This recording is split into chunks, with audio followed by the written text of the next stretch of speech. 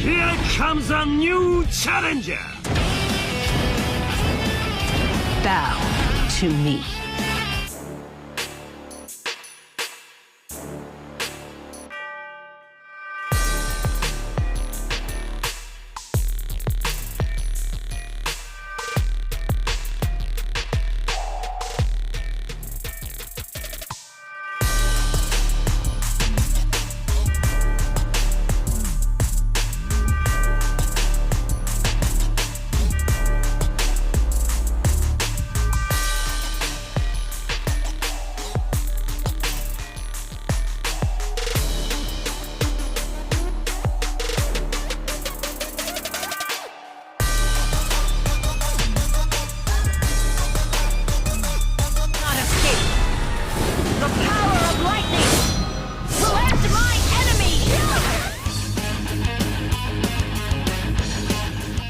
Going on, you guys? Theo here with the big review, and today's the day. Today is the big review for Eileene.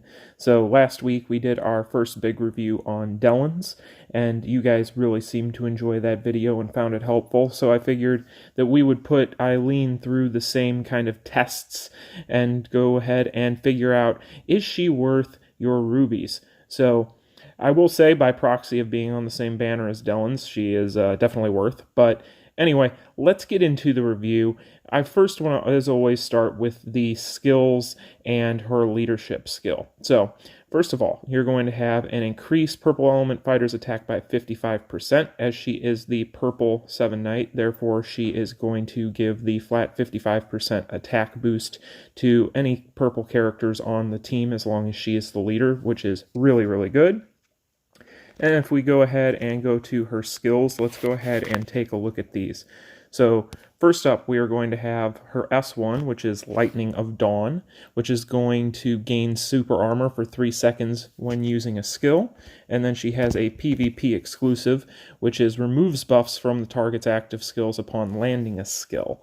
So that is her S1, which is going to be her almost instant kind of forward slash that she does, that also does connect with things behind her as well. It isn't quite full screen, but it's about, I would say, 3/4 of the screen or so is about what I had gauged it at. So that's her S1. Second up, you have her S2, which is Thunderlord's Fury EX. This is going to increase attack by 28% for 7 seconds, and she becomes immune to damage for 3 seconds, 65% chance to break target's guard upon landing a skill. So that's her guard break skill on her S2. Her S2 does tend to be her worst part of her kit. Unfortunately, it is very slow, and it is not easily cancelable, so you can get yourself into all kinds of fun trouble with that one. So that is her S2. Her S3 is going to be Celestial Bolt. She's going to put lightning on the target upon landing a skill, guard included, and that's going to increase active skill cooldowns by 2 seconds and deal shock damage equal to 75% of attack to all enemies upon landing a successful attack, guard included. So that is going to be very similar to Orochi's lightning bolt that he casts, where he'll stand in one place and drop a lightning bolt on the head of the enemy. It is almost the exact same kind of skill. The only difference is hers casts a little bit quicker. So that is going to be her S3. And then next up we have her finishers. You're going to have Lightning Spear EX, which is going to be her basic finisher, but it also puts lightning on the target upon landing a skill. That again is going to increase active skill cooldowns by 1.5 seconds and deals shock damage equal to 30% of attack every 1 second for 4 seconds. So she, like Dellons, is one of the few characters in the game that is able to actually apply her dot with her finishing skill, which is really, really good. And her finishing skills only get better when we look at her cores, which we'll do next. And then, of course, she has Heavenly Judgment as her card finisher. So that's a 3 PG card, but let's go ahead and take a look at these real quick in action, and then we will move on to her cores. So the first thing that I would like to mention about Eileene is she is going to have her biggest con be some of her skills. Her skills did get a buff which, much to my chagrin, happened right when I was trying to get this video edited. I figured, hey, I'll get a few days ahead of schedule, try and get things edited, try and get audio done even. Nope. Netmarble decided that they were going to go ahead and buff her in the form of giving her cancelable skills, which if you have not seen yesterday's video, we go over all of that. I'm not going to recap it in this video because I would like to keep this video, under 30 minutes. But let's go ahead and take a look at her skills real quick. So Lightning of Dawn is her S1. Again, it can hit in front and behind whenever she casts it. So if you spawn in with a mob in front and behind you, she'll go ahead and group those up real nice. That tends to be her best skill. Her entire kit hinges around this skill here. That is now cancelable. She can now cancel it when she is midair. So right there, she can cancel. So that's her S1. So our S2, her worst skill by far, a little bit slow startup. If she gets started with it, she's pretty much stuck in the animation. It doesn't have any good ways to cancel it out, really. So if you miss this one, you leave yourself prone. It is not my favorite skill in the world, if you can't already tell. To me, this skill is the weakest part of her kit, and this is where she does lose a few points. I really wish that she had a more reliable skill here because this guy does not give her a whole lot of range forward whenever she casts it. So it's one of those skills where you can whiff on it fairly easily if you're not careful. You have to be pretty close to the enemy in order to connect it. So otherwise you're going to leave yourself open. Then Celestial Bolt, we already mentioned, is very similar to Orochi's Bolt. Basically, she just stands stationary for a moment and drops lightning. That does now have the ability to cancel once that lightning has connected, which is really nice, so she doesn't have to just stand there the entire time. So, very nice. And then next up, we are going to have her normal finisher. Take from that what you will, but basically it's a cool looking finisher, as most of the Seven Knights have, but that is going to be the one that does apply lightning whenever she uses it. So very, very good skill. And then finally, we have her 3PG card, which looks as awesome as any of the other Seven Knights. There you go. Another nice one that has a animation at the beginning that you can kind of use in modes where if you know a wave is coming up, you just knocked one out to save yourself some time, to maybe save her some time. If she's on a timer, you can go ahead and cast that when those characters that you just knocked out are fading away, and by the time the next wave spawns in, she will be able to take those out and you'll save some time. So those are her skills. Very good overall, with the exception of her S2 is kind of not great, but that is going to be that. We'll get more into that with the explanation going forward here, but let's continue on, get into her cores. So her cores is actually where a lot of her power lies. So I want to show you guys this. So we're going to start with her unique cores first. You have Leader of the Dawn Mercenaries, 100% chance to reset the cooldowns of all active skills when using an ultimate move. That's either ultimate move, either her 3PG card or her normal ultimate. She also increases her penetration by 700 and attack speed by 12% for 5 seconds when a successful ultimate move ends, which does help with her speed a little bit too, being that her skill 2 is a little bit slow, and she does kind of keep herself prone with the S3 for a moment. Anything that adds a little bit of speed to her kit is nice, so it's pretty good. Not the reason why this core is so good, though. That 100% chance to reset cooldowns of all active skills when using an ultimate move is absolutely busted for PVE. Being able to just kind of continually reset your skills, especially if you're using something like a Tekken set, if you have it, to give her just that much more PG when she is trying to spam these skills in some of these dungeons, is wonderful. Then you have Fodina's Empress. She deals 2.3 times of the target's remaining shock damage and remove shock upon landing a critical hit with a cooldown of 12 seconds. Basically, that skill there is going, or that core there is going to be an explosion effect, which is really, really nice for certain PvE modes where you need shock explosion, like for instance, some of the Immortal dungeons and so on and so forth. So very, very good. And then she has a PvP exclusive on that core as well, which is gain super armor for 1.5 seconds when accumulated attack received, guard included, reaches 5 times, cooldown of 19 seconds.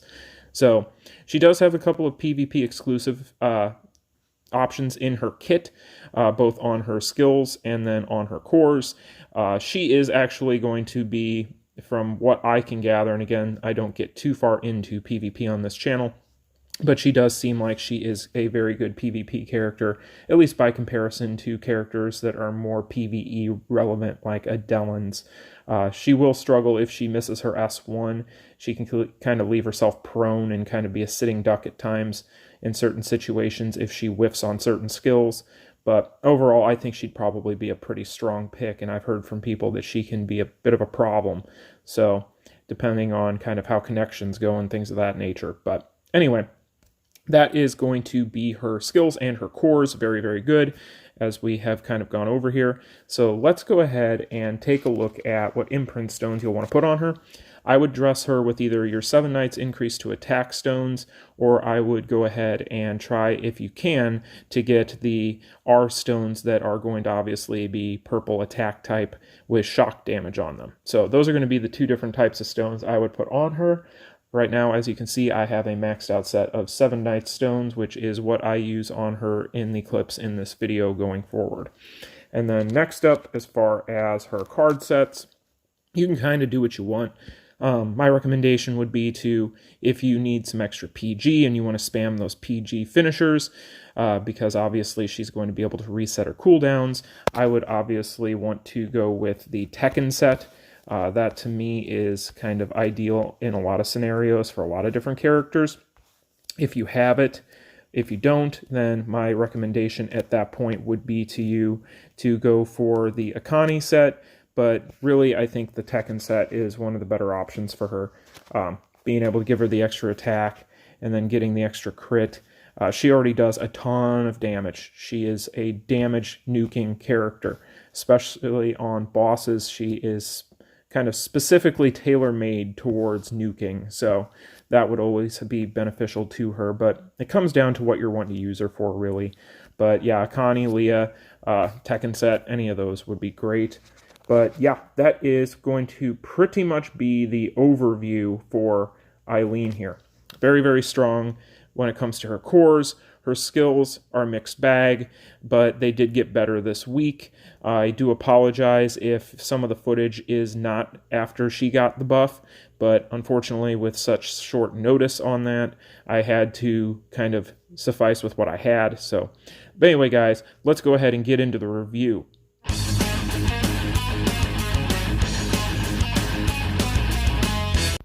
When it comes to mobbing, a lot of Eileene's strength stems from her S1, being able to hit both in front of and behind her. Whenever you cast it, if you are starting, for instance, in a stage of RHD, if there are enemies behind you and in front of you, her S1 will connect with both and help group them together. It does tend, I've noticed, to whiff in certain situations on some things behind you, so I wasn't able to track down the specifics on what it is as far as the hitboxes go, so it's not necessarily 100% reliable, but it does get the job done. When it comes to her S2 in mobbing, that is her biggest weakness. It tends to have a very short range and a slow, sluggish animation, which can leave her prone in some situations, meaning that really with Eileene, you want to get around these mobs so that you can get them all kind of grouped together. That way you can make sure that you are not going to leave yourself prone to something that might be behind you if you're in an animation such as your S2 or your S3, which tend to leave you prone. All that being said, however, with the amount of damage that Eileene is able to put out at a given time, these are small factors when considering her overall score in mobbing. If you need a purple character for whatever reason in mobbing, then she is going to be perfect for whatever you're needing to use her for, especially because she can spam finishers and reset her cooldowns.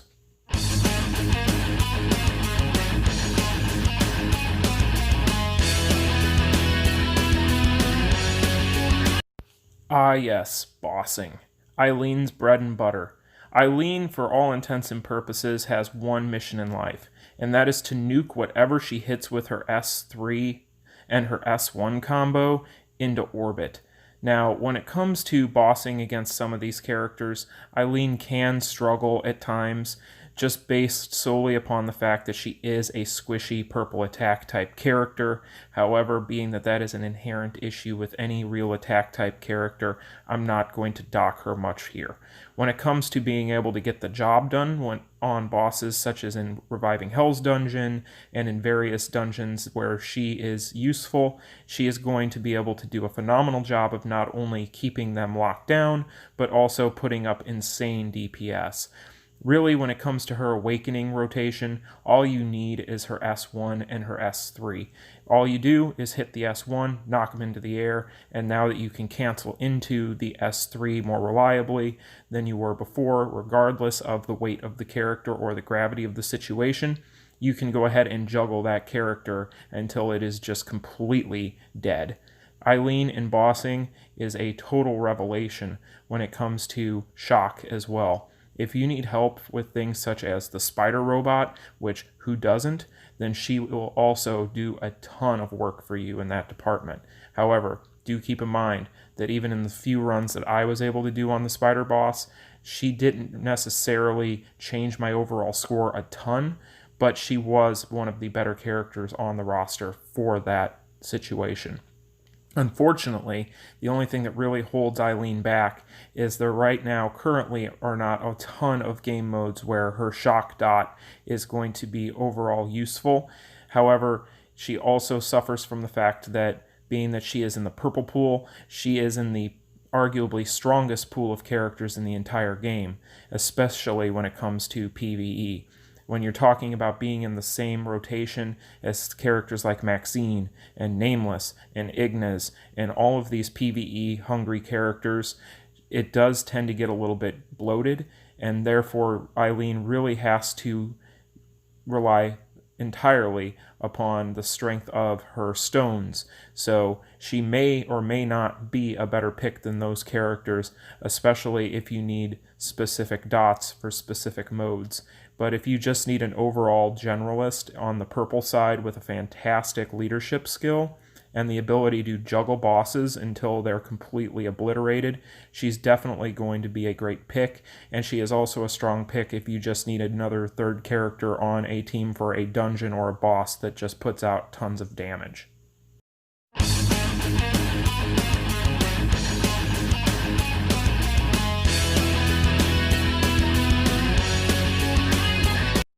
As you can see in this first clip, where I was going ahead and purposefully trading with a Gonitz, which is normally a suicide mission for most characters, Eileene's damage output makes her a fantastic pick for PVAI.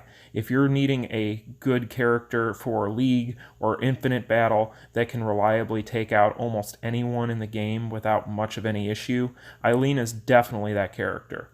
However, keep in mind, she does have a few downsides here. If she, for whatever reason, misses her S1 and the character either dodges or walks backward and gets out of range of it to start the stage, she can struggle because then she is left at the disposal of her S3, which is 9 times out of 10, unless being used as a juggle or a combo, going to whiff, and her S2, which is slow, she can have issues. However, overall, she is a wonderful PVAI character.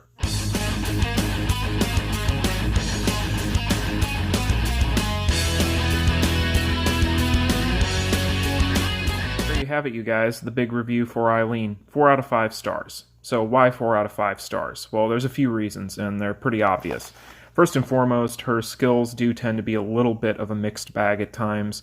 They're less than ideal, and therefore I can't give her a 4.5 or a 4.75. She isn't on the level of a Dellons type of character. She isn't in that upper echelon of PvE characters like Lady Zero or Dellons or Gonitz or Nameless.